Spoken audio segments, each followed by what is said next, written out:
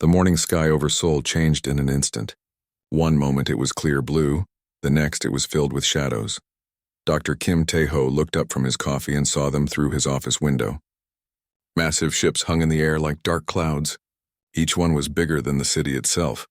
So-young, come look at this, he called to his colleague across the lab. Dr. Park. So-young dropped her papers and ran to the window. Her face went pale. Those aren't our ships, she whispered. The alien fleet stretched across the sky as far as they could see. 200 warships floated in perfect lines above Earth's major cities. Their black hulls blocked out the sun in many places. The ships made no sound, but their presence felt heavy and threatening. Kim Tae-ho grabbed his phone and called Colonel Lee Dong-woo at the military base. Dong-woo, are you seeing this? The whole world is seeing this, the colonel replied. His voice was calm but tense. Every major city has ships above it. They appeared at the same time everywhere. On board the largest alien ship, Admiral Vextar stood on his command deck. He was tall and thin, with gray skin and 4 arms. His yellow eyes looked down at the blue planet below. This was going to be easy, just like all the others. How many planets have we taken now? He asked his second-in-command. 47 worlds, Admiral, the officer replied. All surrendered within 1 day of seeing our fleet. Vextar smiled, showing sharp teeth. These humans will be no different. Look at their primitive technology. Their fastest ships barely leave their own atmosphere. Their weapons are simple explosives and metal bullets. The Admiral had studied Earth for months. He knew about their wars, their divided governments, and their limited space travel. They had no real defenses against advanced alien technology.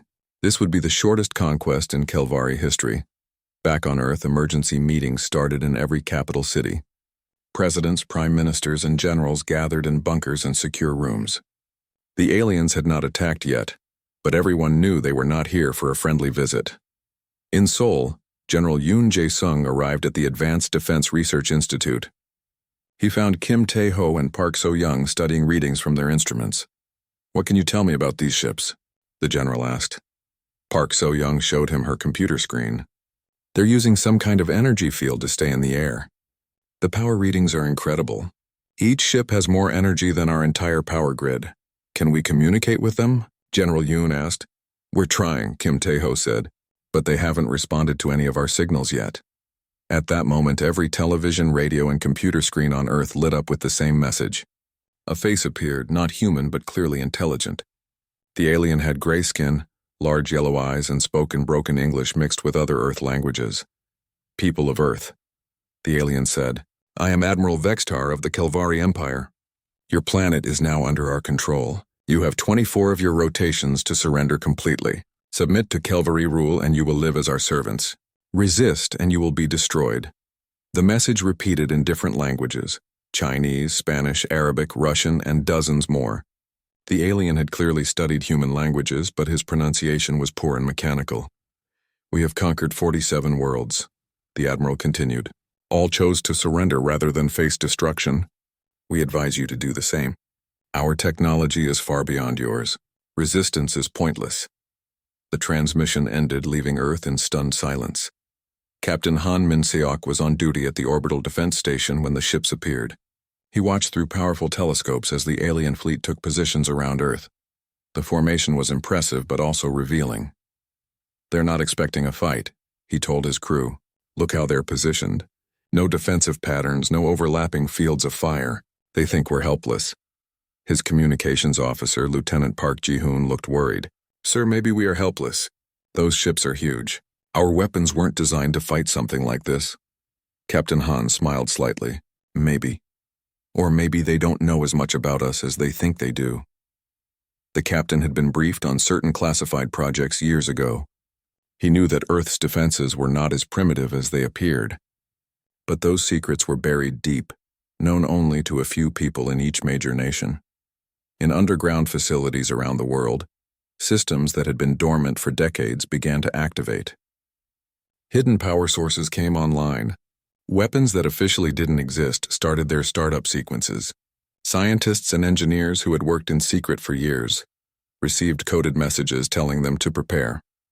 Engineer Choi Hyun-woo was working late in a facility buried beneath the Korean mountains. His computer showed the alien ship's positions and energy readings. For 20 years, he had been building something that the world's governments hoped they would never need to use. Finally, he whispered to himself, time to see if our theories actually work. As the hours passed, world leaders debated what to do. Some wanted to negotiate. Others spoke of surrender to save lives. A few, like General Yoon Jae-sung, quietly prepared for war. The Kelvari admiral waited confidently in his ship. In his experience, primitive species needed time to accept their fate. The humans would panic for a few hours, then their leaders would realize they had no choice but to submit. But something was different about Earth's response. There were no desperate radio transmissions begging for mercy, no chaotic evacuations or mass panic. The planet had gone strangely quiet after the initial shock. Admiral, his communications officer, reported, "We're not detecting the usual fear responses from the population centers." Vextar frowned. "What do you mean?" "On other worlds, we always see massive population movements, emergency broadcasts, military mobilization. But the humans seem calm." This was unusual, but Vextar dismissed it. "They're probably too scared to think clearly. Primitive minds often freeze when faced with superior force." As night fell over half the world, President Kim Soo-jin sat in her secure bunker beneath Seoul. Around her, advisors and military leaders waited for her decision. The alien ultimatum had 6 hours left. "Have we heard anything from the other world leaders?" she asked. "They're all waiting to see what we do," General Yoon replied. "Korea has been leading the secret defense projects. If we choose to fight, they'll follow." President Kim looked at the reports from Dr. Kim Tae-ho and his team. The alien ships were powerful, but they had weaknesses. Their formation showed they expected no real resistance. "Send a message to Admiral Vextar," she said finally. "One word only. What should the message say?" her communications officer asked. President Kim's eyes were hard as steel. "No." Admiral Vextar stared at the message on his screen. One simple word in the human language: no. "This is impossible," he said to his officers. "No species has ever refused our ultimatum. They must not understand what we're offering them." His second-in-command, Commander Zolthak, checked the translation systems. "The message is clear, Admiral. The humans are refusing to surrender." Vextar's 4 hands clenched into fists. In his long career, he had never encountered such foolishness. The humans had seen his massive fleet. They knew they were outgunned, yet they still chose to resist. "Very well," the Admiral said coldly. "We'll show them what happens to species that defy the Kelvari Empire. Target their capital city, the one called Seoul. One precision strike should convince them to reconsider." Deep beneath the Korean mountains, engineer Choi Hyun-woo watched his instruments as the alien ship above Seoul began charging its main weapon. Red lights flashed across his control panel as energy readings climbed higher and higher. "They're really going to do it," he said into his radio. "Seoul is about to be hit." Dr. Kim Tae-ho's voice crackled back through the secure channel. "Are the gravitational manipulators online?" "All systems ready," Choi Hyun-woo replied. "We're about to find out if 20 years of work was worth it." Above ground, millions of people in Seoul looked up at the alien ship. A bright light began to glow beneath its hull. The light grew brighter and brighter until it was painful to look at directly. Park So-young stood in her lab, watching the readings on her instruments. Her theoretical work on space-time manipulation was about to be tested in the most dramatic way possible. Either her calculations were correct, or Seoul was about to be destroyed. "Firing solution locked," reported the Kelvari weapons officer. "Target Seoul City Center. Planetary devastation beam ready." Admiral Vextar smiled. "Fire!" The beam lanced down from the alien ship like a spear of pure energy. It was the same weapon that had cracked moons and boiled oceans on other worlds. The concentrated energy could melt mountains and turn entire cities to glass. But something impossible happened. The beam struck, Seoul, and simply vanished. One moment there was a column of destruction falling from the sky. The next moment there was nothing. The energy had disappeared as if it had never existed. Seoul remained untouched. "What happened?" Vextar roared. "Where did our weapon go?" His science officer checked every reading twice before answering. "Admiral, the energy signature just stopped. It's as if the beam entered a void in space-time." In his underground facility, Choi Hyun-woo smiled as his equipment registered a successful energy redirection. The alien weapon had been caught by Earth's hidden gravitational field generators and sent through a dimensional rift. The energy was now traveling harmlessly through folded space far from Earth. Dr. Park So-young's voice came through his radio, excited and proud. It worked. The theoretical models were correct. We can redirect their energy weapons through manipulated space-time. Above Seoul, Captain Han Min-seok watched from his orbital station as the alien ship tried to fire again. And again. Each time the deadly beam simply vanished before reaching the city. "This is impossible," Commander Zoltak said, his voice shaking. "No known species has this level of spatial manipulation technology." Admiral Vexitar's confidence began to crack. The Kelvari Empire's greatest weapon, the one that had conquered 47 worlds, was useless against these humans. His ship suddenly felt less mighty and more vulnerable. "Perhaps their technology is more advanced than our scouts reported," his science officer suggested carefully. "Impossible," Vexitar snapped. "Our intelligence is perfect. These humans barely have spaceflight. They fight with chemical explosives and metal projectiles." But doubt crept into the Admiral's mind. He had seen many worlds surrender quickly, because they knew resistance was hopeless. But the humans seemed calm, almost prepared. In government bunkers around the world, leaders watched in amazement as Seoul survived attack after attack. The impossible was happening. Earth was defending itself against technology far beyond anything they publicly possessed. Major Park Ji-hoon coordinated with submarine commanders in the deep ocean trenches. For years, these subs had carried more than just nuclear missiles. They had been equipped with experimental weapons that most people believed were just science fiction. "All deep strike units, prepare for Phase 2, he commanded. "The aliens just proved they don't understand what they're dealing with." The Kelvari fleet tried different tactics. Ships moved to new positions and attempted bombardments from different angles. But every energy beam, every plasma burst, every particle weapon simply vanished when it approached Earth's major cities. Dr. Kim Tae-ho worked frantically at his computers, coordinating the defensive systems. The gravitational manipulators were working perfectly, but he knew this was just the beginning. The aliens would escalate soon. "So-young," he called across the lab, "are the quantum field generators ready for the next phase?" Park So-young nodded, her hands flying over her control systems. "The magnetic field weaponization is online. We can redirect their energy back at them if needed." This was the secret that Earth had kept hidden for decades. After the first alien probes had visited in the 1990s, world governments had quietly begun preparing. The crashed ships had been studied not just to copy the technology, but to understand its weaknesses. While the aliens thought they were dealing with a primitive species, Earth had actually been preparing for exactly this moment. Colonel Lee Dong-woo received orders to prepare for ground assault. He knew the aliens would try to land troops once they realized their orbital bombardment was useless. "Get the special weapons teams ready," he told his officers. "The enemy is about to learn that ground combat on Earth is very different from what they expect." His soldiers carried equipment that looked like standard rifles and grenades, but which actually used principles of physics that the Kelvari had never encountered in combat. Admiral Vexitar made his decision. If orbital bombardment wouldn't work, he would land troops and take the planet by force. His ground forces had never been defeated. They wore armor that could stop any known weapon and carried guns that could cut through steel. "Prepare for planetary assault," he ordered. 50,000 troops, all major population centers. "These humans want to resist? Let them try to resist our soldiers face to face." The alien landing craft began launching from the motherships. They streaked through Earth's atmosphere like falling meteors, heading for cities around the world. But this time, the humans were ready for them. As the first landing craft approached Seoul, Colonel Lee Dong-woo's soldiers took their positions. They carried weapons that had been tested in secret for years, waiting for this exact moment.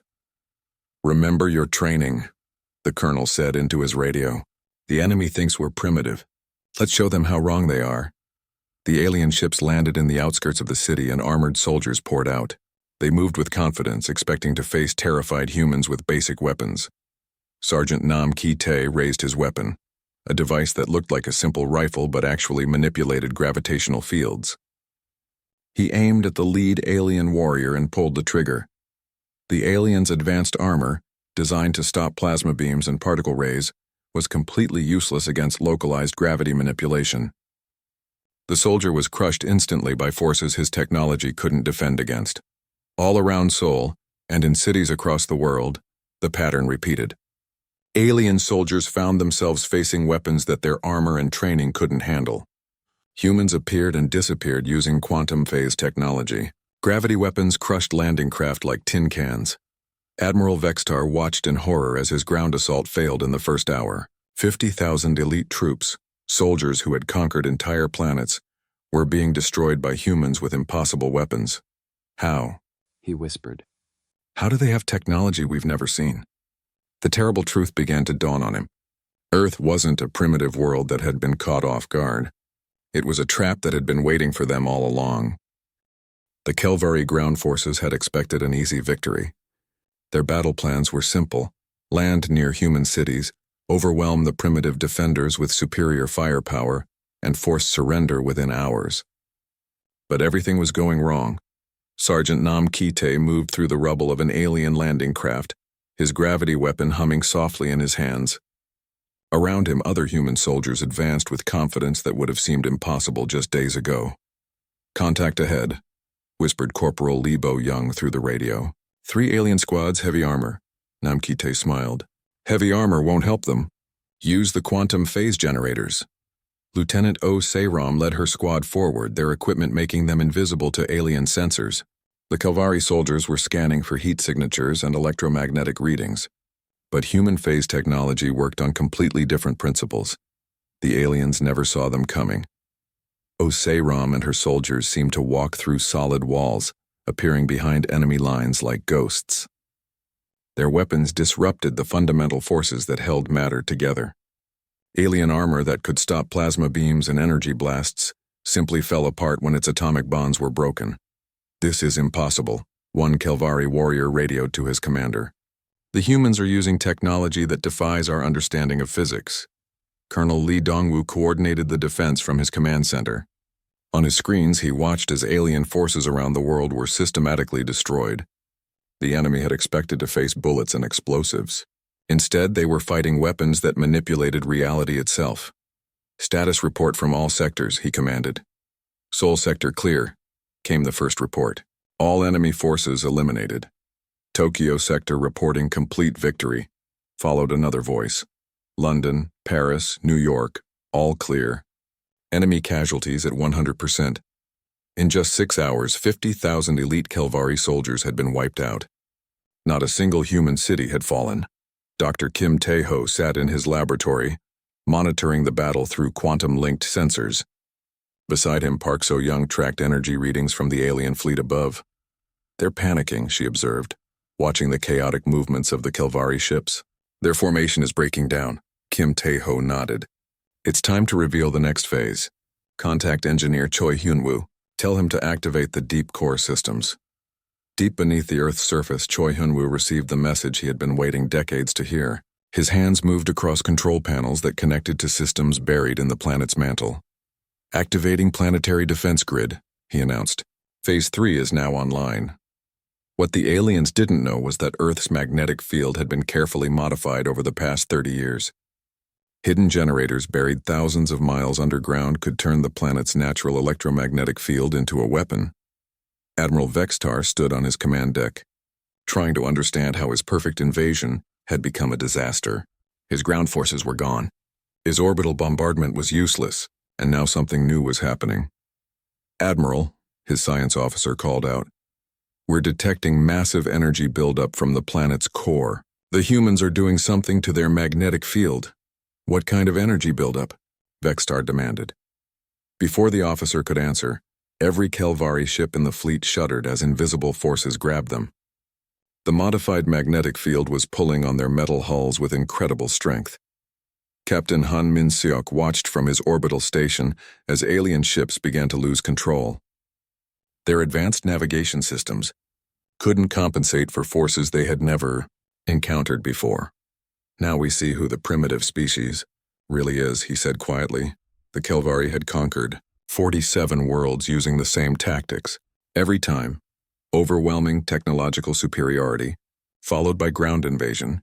They had never faced an enemy that understood their technology better than they did, but Earth had been studying alien technology for 30 years.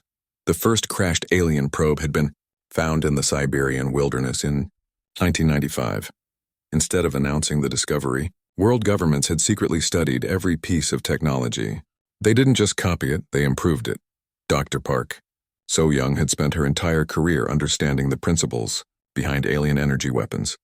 Dr. Kim Tae-ho had devoted his life to developing countermeasures.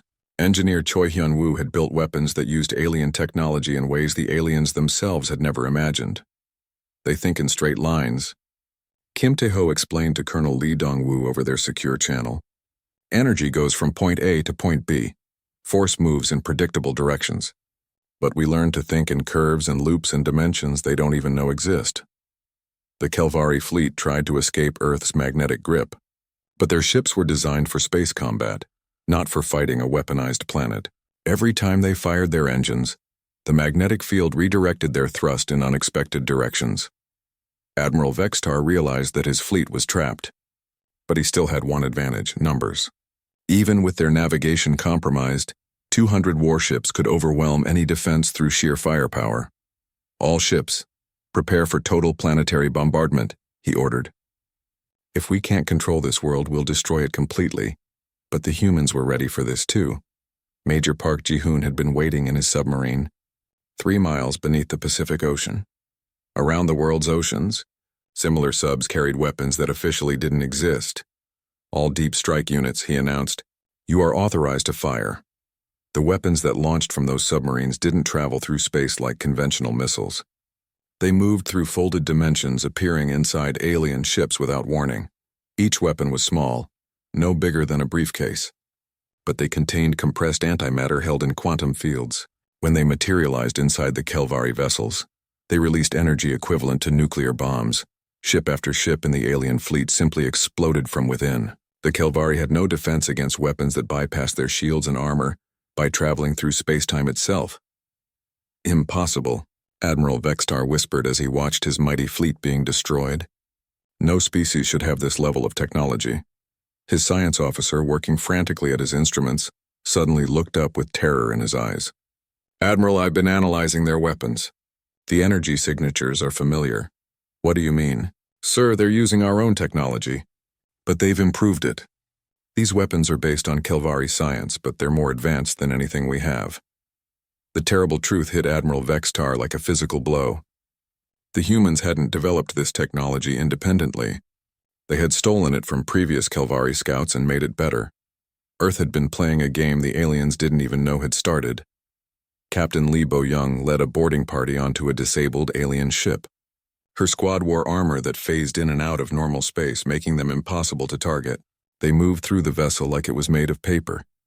The Kelvari crew tried to fight back, but their weapons couldn't hit targets that existed in multiple dimensions at once.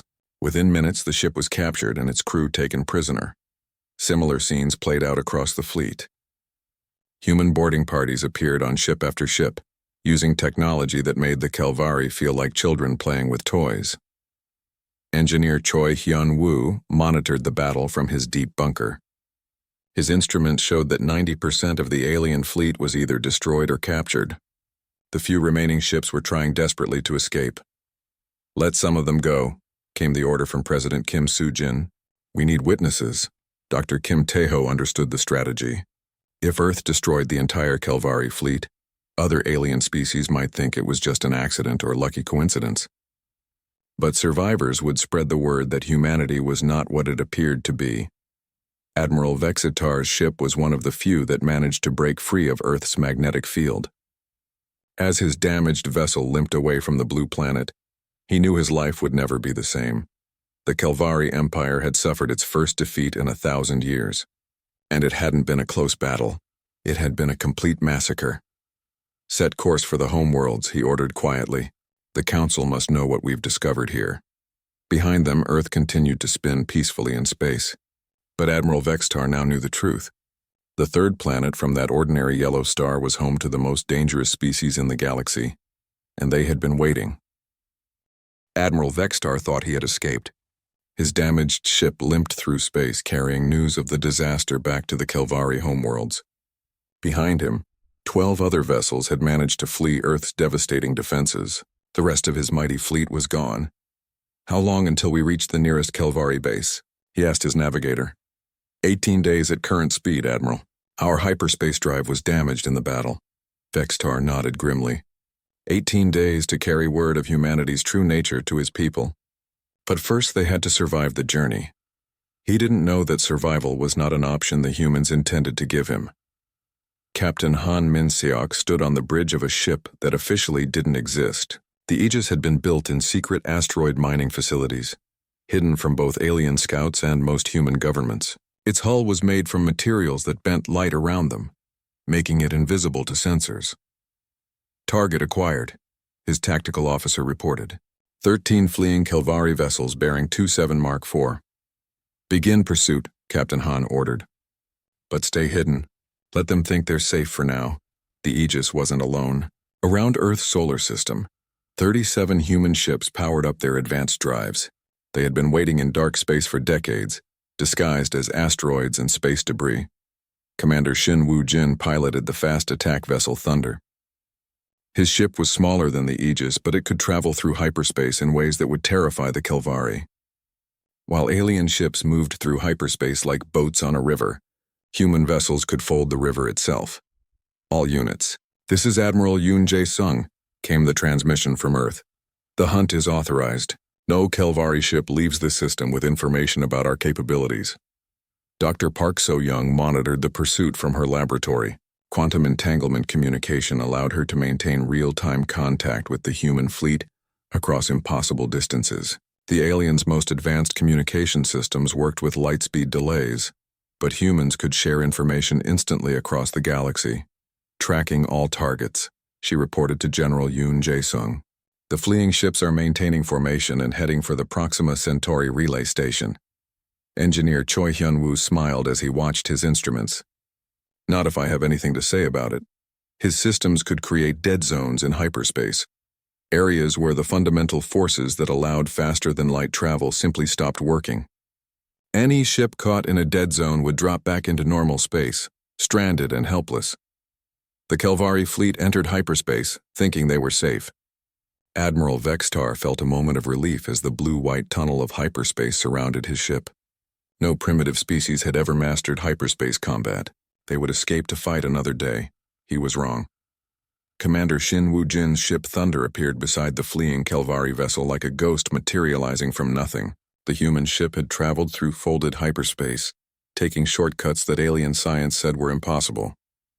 Target the lead ship's hyperspace drive, Shin Woo-jin ordered. Disable, don't destroy. We need prisoners. The weapon that fired from Thunder wasn't a beam or projectile. It was a localized distortion in space-time that caused the Kelvari ship's hyperspace engine to tear itself apart. The alien vessel dropped back into normal space, completely helpless. Admiral Vextar stared at his dead control panels in shock. How did they do that?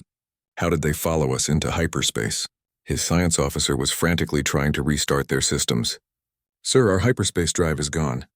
The humans somehow destroyed it from inside hyperspace itself. One by one, the other Kelvari ships suffered the same fate. Human vessels appeared from nowhere, disabled their targets with impossible weapons, and vanished again into folded space. Captain Han Min-seok watched the hunt from his command chair. It was almost too easy. The Kelvari had spent 1,000 years conquering primitive species, but they had never learned to fight equals. Their tactics were crude and predictable. Sir, his communications officer announced, we're receiving surrender signals from several alien vessels. Accept their surrender, Captain Han replied. Prepare boarding teams. The human soldiers who boarded the captured Kelvari ships wore armor that existed in multiple dimensions at once. They walked through bulkheads like they were made of air, and appeared behind alien defenders without warning. Captain Lee Bo-young led the boarding of Admiral Vextar's flagship.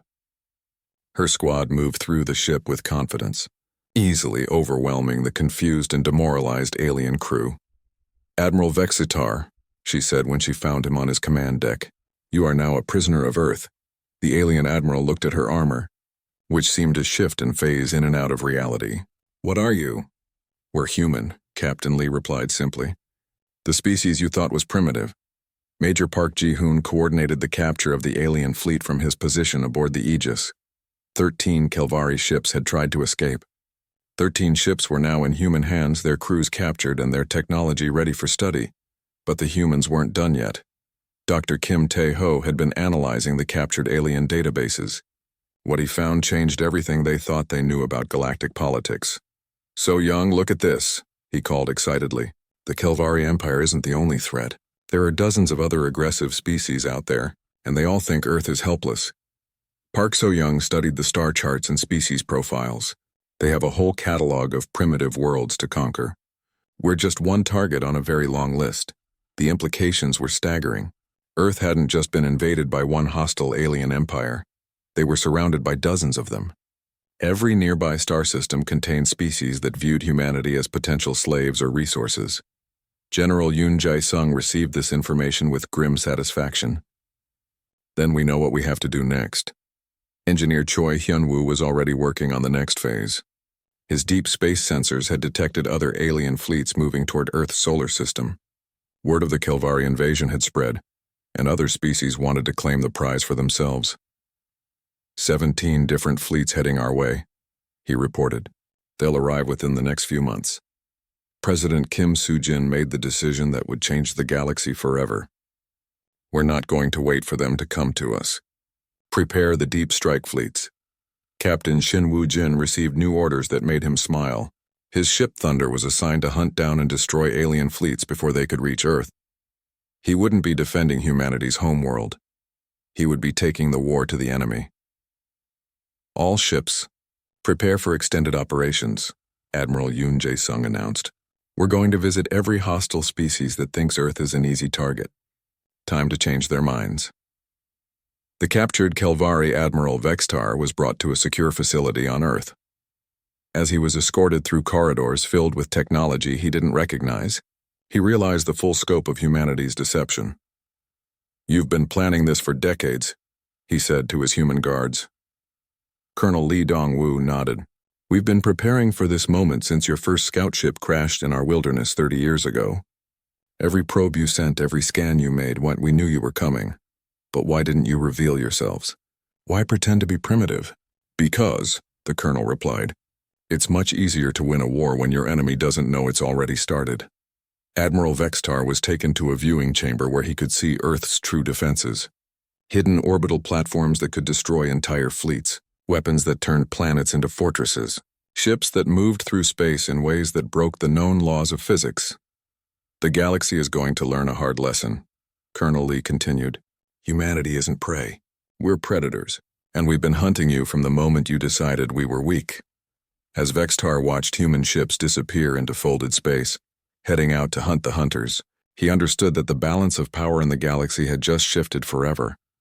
The species that had seemed most helpless had become the most dangerous, and they were no longer content to hide.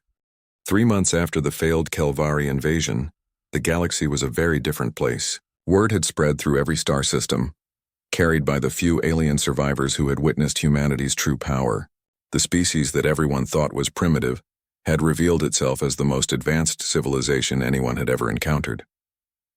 President Kim Soo-jin stood before the Galactic Council, a body that represented over 200 species across the galaxy. The massive space station that housed the council had been built by dozens of different civilizations over thousands of years. It was meant to show the glory of galactic cooperation, but today it felt more like a courtroom. "Honored representatives," President Kim began, her voice calm and confident. "I come before you not as a primitive human begging for protection, but as the leader of Earth's new galactic administration." The council chamber erupted in shocked whispers and angry protests.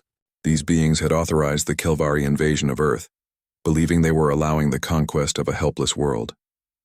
Now they were being told that the supposed victims had become their new rulers.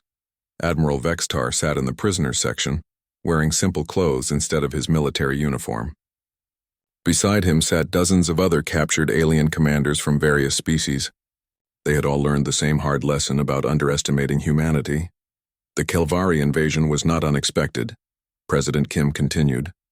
"We knew about your empire's plans for 27 years.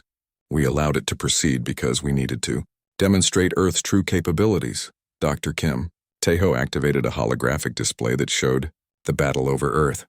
Council members watched in stunned silence as human technology effortlessly destroyed the Kelvari fleet. Weapons that manipulated space and time made the galaxy's most advanced military look like children with toys. Your species have spent millennia believing that technological progress moves in straight lines. Dr. Kim explained. You improve your weapons, your shields, your ships, but you never questioned the fundamental assumptions about how reality works.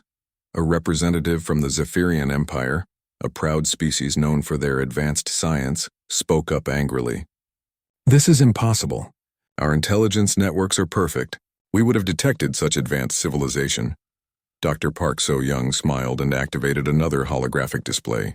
This one showed detailed surveillance records of alien scout ships, diplomatic missions, and intelligence-gathering operations stretching back 50 years. We detected every probe you sent, she explained. Every spy, every scanner, every attempt to study our world.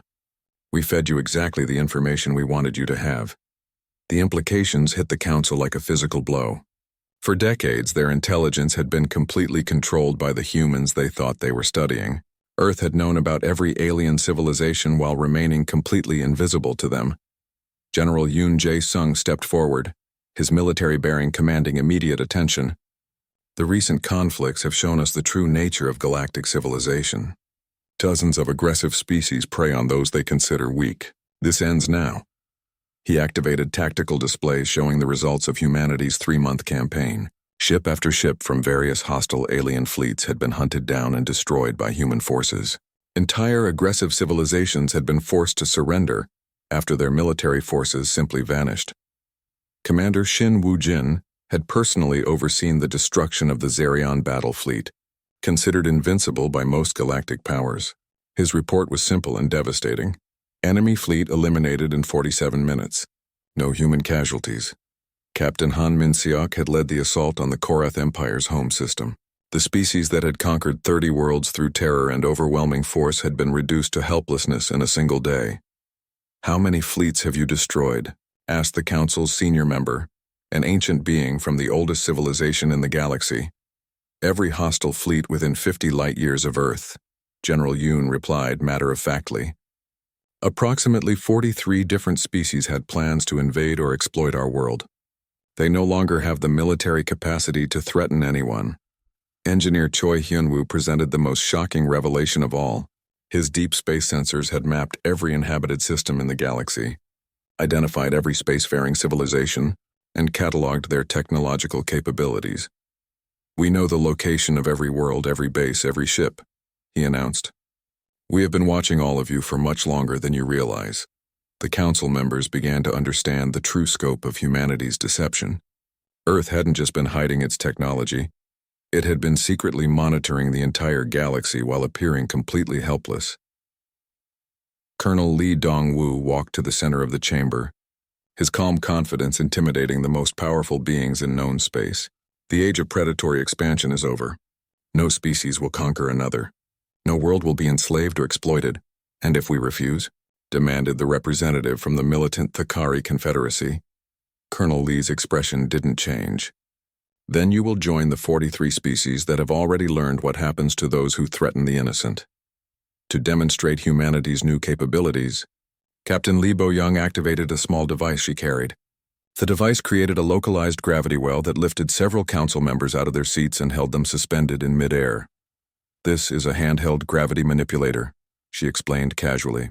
We have weapons that can destabilize entire star systems using the same principles. She released the council members gently back to their seats, but the message was clear. Humanity could reshape reality itself with tools small enough to carry in a pocket. President Kim presented Earth's terms for the new galactic order.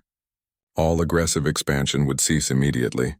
Species that had conquered others would release their victims and provide reparations. Technology would be shared freely to benefit all civilizations. And if these terms are rejected? Asked another council member. Dr. Kim Tae-ho answered by showing images of human ships positioned throughout the galaxy. They had been invisible to alien sensors, but now they revealed themselves. Hundreds of Earth vessels surrounded every major world, every important base, every seat of galactic power. The choice is simple, President Kim said. Accept peaceful cooperation under Earth's guidance or face the same fate as the Kelvari Empire. Major Park Ji-hoon transmitted surrender documents from over 60 different species. In just 3 months, humanity had received formal submissions from every major military power in the galaxy. The speed of the conquest was unprecedented in galactic history. Admiral Vextar was brought forward to address the council. His proud bearing was gone, replaced by the defeated posture of someone who had learned a terrible lesson. "I conquered 47 worlds for the Kelvari Empire," he said quietly. "I thought I understood warfare, technology, and power. But these humans, they were playing a game we didn't even know existed." He looked directly at President Kim. "They let us invade because they wanted us to reveal the full scope of our capabilities. Every weapon we used, every tactic we employed, they were studying us, learning our weaknesses while we thought we were demonstrating our strength." The council voted unanimously to accept Earth's terms. There was really no choice. Humanity had demonstrated that resistance was not just futile, it was impossible. Dr. Park So-young closed her presentation with words that would be remembered for generations. "For too long, this galaxy has been ruled by the strong preying on the weak.